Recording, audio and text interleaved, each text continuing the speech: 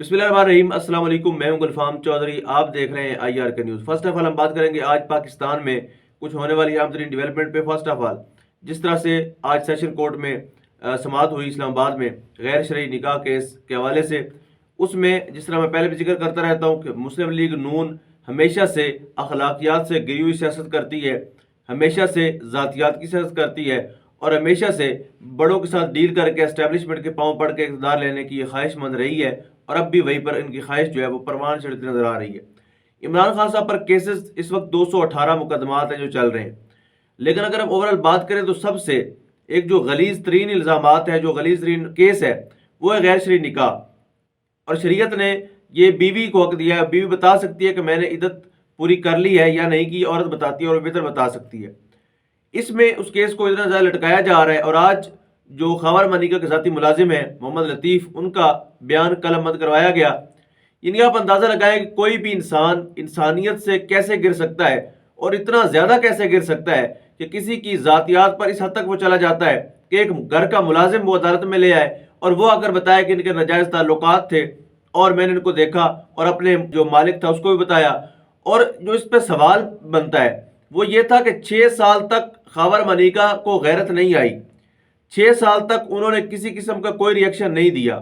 6 साल तक अपनी बीवी के और इमरान खान साहब के ताल्लुकात पर वो खामोश रहे, बल्कि उनकी तारत की गवाहियां देते रहे, उनको पाकीज़ा औरत कहते रहे। उनके बाजी के बयानात उठाए खबर मनिका के, वो वाज़ तौर पर कह रहे हैं कि मेरी बीवी शरीयत पर अमल दरामद करने वाली और वो ऐसा नहीं कर सकती और उसने शरई तरीके से इद्दत पूरी करके निकाह किया है। लेकिन आज जब वो 4 माह जेल में रहे, 4 साढ़े 4 माह के अंदर उनका ऐसा सॉफ्टवेयर अपडेट हुआ कि वो इंसानियत और इंसानी इक़्तिदार से भी बहुत नीचे तक गिर गए और इस हद तक इल्ज़ामात लगा रहे हैं। अब मजीद अदालत ने 8 दिसंबर तक जो है वो समाअत को मुलतवी किया है और केस काबिल समाअत है या नहीं इसका फैसला भी 8 दिसंबर को होगा। लेकिन सवाल ये पैदा होता है कि एक मुलाजिम को लैंड क्रूजर पर लाने वाले लोग कौन हैं, उनसे ऐसे स्क्रिप्ट पढ़वाने वाले कौन हैं और गवाह ने ऐसा क्या बयान दे दिया था कि उसको जाते हुए मुंह छुपा कर जाना पड़ा।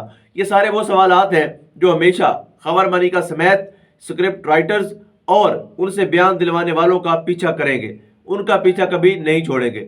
और सियासत को सियासी रुख में करना चाहिए, इंसानी इक़्तिदार, अखलाकियात और इंसान की जो ज़ाती चीज़ें होती हैं उस पर नहीं जाना चाहिए।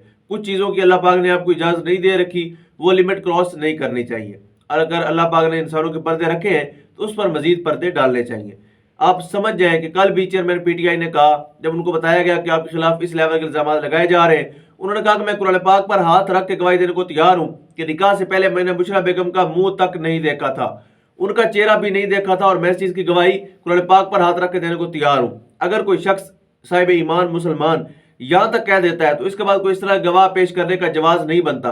लेकिन इमरान खान हमेशा ये कहता है कि मेरे दुश्मन बहुत नीचे हैं, घटिया हैं और गिरे हुए लोग हैं, और वो साबित कर रहे हैं कि वो वाकई बहुत गिरे हुए हैं और इन चीज़ों से इमरान खान पर कोई फर्क नहीं पड़ेगा। अल्लाह पाक ने इज्जत देनी होती है।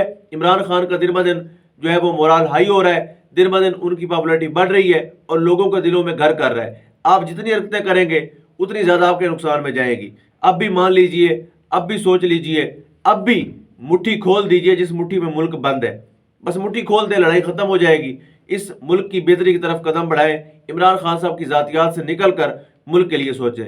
ये मशवरा है ताकतवर लोगों को भी, PMLN को भी और तमाम पॉलिटिकल पार्टीज को, तमाम तर इदारों को। साथ ही बात करेंगे साबिक चेयरमैन पाकिस्तान तहरीक इंसाफ इमरान खान साहब के हवाले से।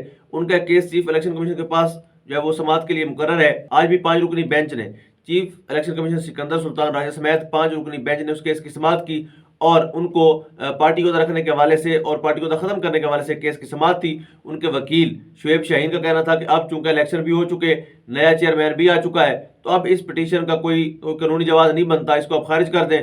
और साथ ही उन्होंने ये भी कहा कि अगर अकबर एस बाबर जो 13 साल पहले पाकिस्तान तहरीक इंसाफ से निकाले जा चुके हैं, उन्होंने जिस तरह से पिटीशन दायर की, उन्होंने कहा जी मुझे इंट्रा पार्टी इलेक्शन पर जो है वो यकीन नहीं है और मैं इसको चैलेंज करना चाहता हूं, तो इलेक्शन कमीशन में वो दरखास्त दायर है। शुएब शाहीन साहब ने कहा कि आप उनके साथ इसको अटैच करें, उसके साथ इसकी समाअत कर लें। और साथ ही खालिद महमूद जो पिटीशनर हैं, उन्होंने ये भी कहा चीफ इलेक्शन कमिश्नर से कि आप हमें लिख के दे दें कि साबिक वज़ीर आज़म सजा याफ्ता है, वो कोई ओहदा नहीं रख सकते। जिस पर चीफ इलेक्शन कमिश्नर का कहना था कि देखें ऑलरेडी वो इलेक्शन नहीं लड़े, उन्होंने इंट्रा पार्टी इलेक्शन में हिस्सा ही नहीं लिया, तो मैं लिखकर कैसे दे दूं।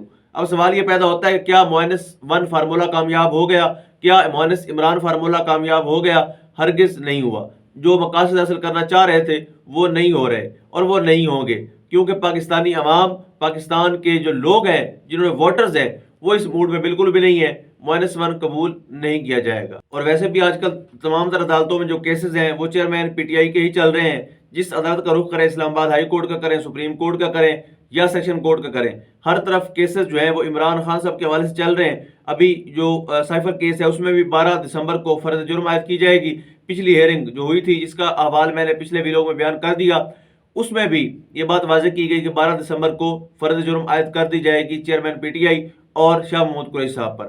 اب بات یہ ہے کہ اس فرض جرم عائد ہونے میں اب سوچنا یہ ہے کہ اس کیس میں حقائق کتنے ہیں، اس کیس میں حقیقت کیا ہے، اس کیس کی بنیاد کیا ہے۔ سائفر کیس سرے سے ایک بوگس مقدمہ ہے، لیکن اس کے اوپر اتنا زیادہ وقت برباد کرنا اسی طرح سے ہی ہے جس طرح پاناما پیپرز اور دیگر کیسز میں ریاست کا خرچہ 1 ارب روپے آیا اور اس 1 ارب کے خرچے میں ریکور کیا ہوا ہے 0/000۔ نواز شریف کو بری کر دیا گیا اور سرکاری جو پیسہ تھا، خزانہ تھا، اس میں سے 1 ارب روپے بجٹ خرچہ آ گیا۔ تو یہ حال ہے اداروں کا کہ خرچے آتے ہیں لیکن کسی قسم کی جو چیزوں کی ریکوری ہے وہ نہیں ہو پاتی۔ آخر میں بات کریں گے، اس سسٹم کے دو لاڈلوں کی آپس کی لڑائی ہے۔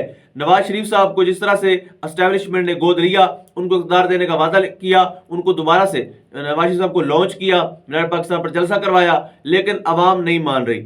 اب میں آپ کو بڑی خبر دینے جا رہا ہوں، یہ کہ اسٹیبلشمنٹ کی طرف سے نواز شریف صاحب کو بتا دیا گیا ہے کہ آپ کو وزیر اعظم پاکستان بنانا ہمارے لیے مشکل نہیں، ناممکن ہو گیا ہے، کیونکہ عوام کا کچھ اگر 20% بھی موڈ ہوتا آپ کے ساتھ کھڑے ہونے کا تو ہم اس چیز کی امپلیمنٹیشن کروا سکتے تھے، لیکن عوام کا بالکل موڈ نہیں ہے۔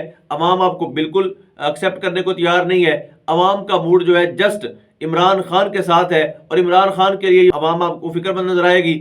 جہاں بھی سروے ہوئے ہیں، نون لیگ سرے سے دفن ہو گئی ہے، ان کو کوئی ووٹ دینے کو تیار نہیں ہے، ان کا کوئی بھی بیانیہ بکنے کو تیار نہیں ہے۔ اب زرداری صاحب نے تانا دیا ہے نواز شریف صاحب کو کہ پہلے عمران خان سسٹم کا لاڈلا تھا، اب نواز شریف کو بنا دیا گیا ہے۔ زرداری صاحب، آپ سے سوال یہ ہے کہ جب پی ڈی ایم کے ساتھ اسٹیبلشمنٹ کی ڈیل ہو رہی تھی، جب عمران خان کی چلتی حکومت کو چلتا کرنے کی باتیں ہو رہی تھیں، جب آپ کو سندھ ہاؤس میں منڈی لگانے کا ٹارگٹ دیا گیا تھا، جب آپ کو اربوں روپے کے بجٹ دیے گئے تھے، تو سوال یہ پیدا ہوتا ہے کیا آپ نے جمہوریت کی لاج رکھی؟ پاکستان پیپلز پارٹی جو اپنے آپ کو جمہوریت کا چیمپئن کہتی تھی، کیا اس نے جمہوری اقدار کا پاس رکھا؟ اگر انہوں نے اس وقت اسٹیبلشمنٹ سے پیسے لے کر ڈیل کر کے عمران خان کی چلتی حکومت کو چلتا کرنے کے لیے اپنا رول پلے کیا ہے، تو آپ ہرگز یہ نہیں کہہ سکتے کہ کوئی بھی لاڈلا کون لاڈلا ہے اور کون نہیں ہے۔ یہ تانا کم از کم زرداری صاحب آپ کا دینا نہیں بنتا، کیونکہ اسی سسٹم کے آپ پالے ہوئے ہیں، اسی سسٹم کے آپ بینیفیشری ہیں اور اسی سسٹم کے نواز شریف صاحب بھی بینیفیشری ہیں۔ بیسیکلی یہ جو نظام ہے یہ آپ کو اور نواز شریف صاحب جیسے لوگوں کو سپورٹ کرتا ہے، ان کو سوٹ کرتا ہے، اس لیے آپ اس سسٹم کے خلاف بھی نہیں جا سکتے، نواز شریف صاحب کے خلاف بھی نہیں بول سکتے، کیونکہ آپ کا اپنا دامن بھی صاف نہیں ہے۔ بہرحال اللہ پاک وطن عزیز کو ان بھیڑیوں سے، ان مفادات سے جڑے لوگوں سے محفوظ رکھے۔ اللہ پاک وطن عزیز کا حامی و ناصر ہو۔ پاکستان زندہ باد۔